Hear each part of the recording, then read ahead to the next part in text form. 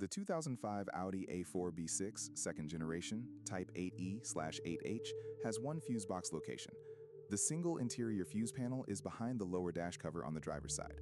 All vehicle circuits, including engine management, are covered in this one panel.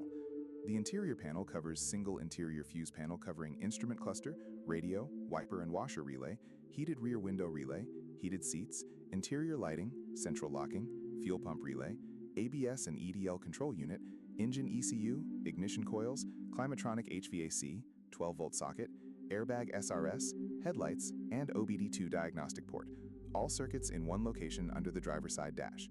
The engine bay or secondary panel handles one interior panel only. All circuits, including engine management, are in the interior fuse panel.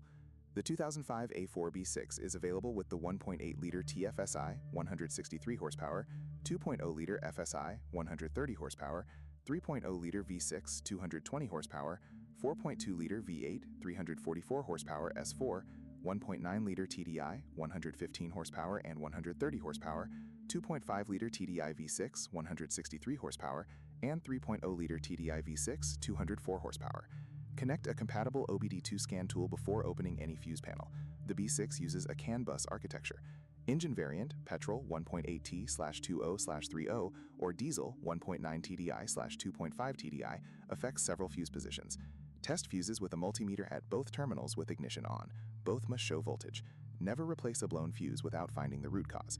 For no start, battery condition under load is the first check. Always clear stored fault codes after any fuse or battery work. Ground faults produce multi-system fault clusters. Inspect engine block and chassis ground points. If this helped, hit the like button and subscribe. More Audi A4 fuse diagrams posted regularly.